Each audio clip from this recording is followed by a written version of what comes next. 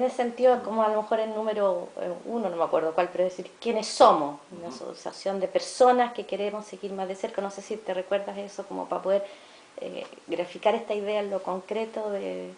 la formulación, digamos, que quedó. Sí, ese debe ser el número 4. Estas entrevistas que uno le hacen así en forma improvisada y sin tener los textos a la vista y sobre procesos que han ocurrido hace tanto tiempo, y a esta edad de la vida en que uno se pone tonto, entonces las cosas no son tan fáciles de comentar. Pero piensa tú que el número 1 comienza diciendo las 3 personas divinas, como diciendo la iniciativa es de Dios. No comienza diciendo nosotros miembros de la comunidad de la vida cristiana porque somos muy gallos o muy gallas,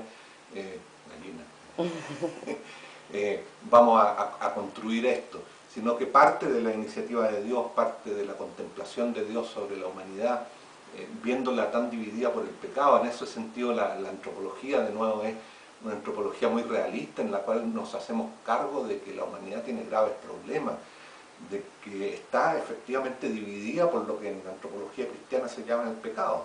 que en otras antropologías se llama de otra manera, pero no estamos siendo el uno que Dios quiere que seamos. Y entonces en ese sentido parte con la Trinidad que nos contempla, como en los ejercicios espirituales, y nos convoca, y por lo tanto la iniciativa es de Dios. Y el punto 2 se refiere claramente al Espíritu Santo. Dice, lo más importante no es todo lo que dice después, sino la ley interior del amor que el Espíritu Santo inscribe en nuestros corazones. Por lo tanto, si tú vas a leer con mentalidad legalista, rigorista, ideológica, para la lectura, mejor que no leas. Esto es, el Espíritu Santo quiere inscribir esto en tu corazón. Y por lo tanto es una lectura vocacional, espiritual, con base antropológica, con base sociológica, con base política incluso, con esta visión universal de la Trinidad sobre nosotros, pero también de nosotros sobre el mundo. Eso es, entonces recién en el número 3, o en el 4, dice, después de este preámbulo, dice, bueno, nosotros, miembros de la comunidad de vida cristiana, queremos dar respuesta a la llamada que Cristo nos hace, y queremos hacerlo desde dentro del mundo en que vivimos, con los pies muy puestos en la tierra, muy metidos en los problemas del mundo, y para eso necesitamos todo tipo de personas. No queremos ser un gueto, una especie de cofradía o de estas asociaciones medias cerradas en sí mismos, sino que queremos todo tipo de personas que sigan esta llamada de Jesucristo, que es una llamada a la acción. Hay la visión cristológica que hay en los principios generales de un Cristo en acción, de un Cristo que comprometido con los problemas de las personas, con los problemas del mundo. Y entonces ahí empieza como todo el discurso programático de nosotros en respuesta a esta llamada quisiéramos vivir en la iglesia, unidos con María, un estilo de vida que es fundamentalmente apostólico, al servicio de otros,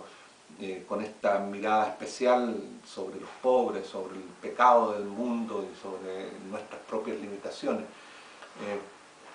Eso es más o menos. Eso es la primera, digamos, parte de este gran documento que llamamos principios generales, que son justamente los principios generales, que ya tú explicaste que se separaba de las normas, que son más bien de tipo práctico, institucional, estructural.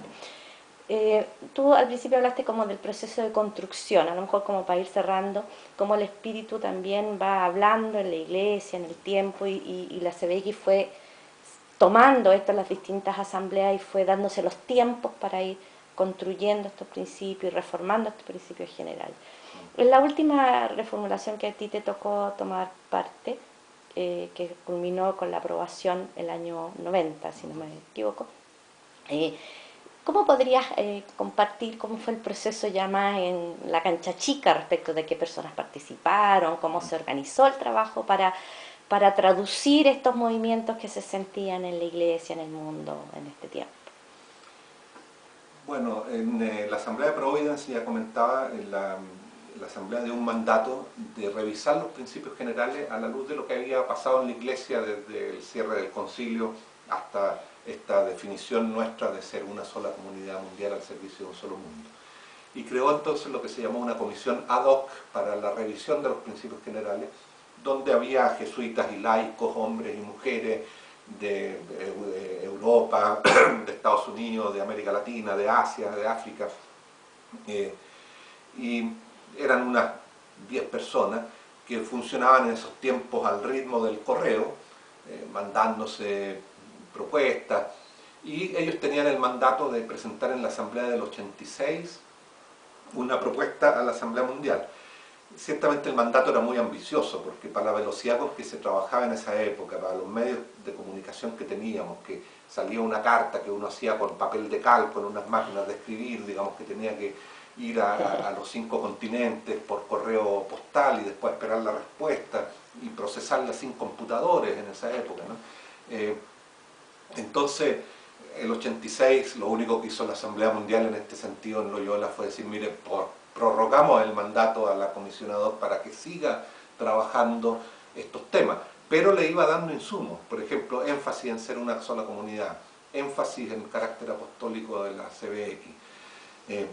énfasis en una teología que no sea segregada entre lo clerical y lo laical, entre lo temporal y lo eterno, entre lo eclesial y lo mundano, sino que una teología más conciliar en la cual nos demos cuenta que los laicos tenemos graves responsabilidades en la Iglesia, así como los religiosos y los consagrados viven también en el mundo, y como en el diálogo entre estas realidades donde surge la voz del Espíritu. Entonces, la Asamblea iba alimentando esta comisión que seguía funcionando por carta. A mí me tocó el año 86 llegar a Roma y en algún sentido coordinar esta comisión con estas cartas que iban y venían. Y cuando se aproximaba la Asamblea del año 90 y yo mismo cuando llegué a Roma me hicieron ver, mira, aquí hay un tema muy importante. Entonces, gran parte de mi periodo allá fue acelerar un poco este proceso de revisión de los principios generales. Yo ahí cuento en un artículo que escribí para el Magis, que se realizó en Paraguay y que después salió publicado en la revista Progreso y que yo recomiendo su lectura porque ahí están todos los datos más frescos, aquí estoy improvisando,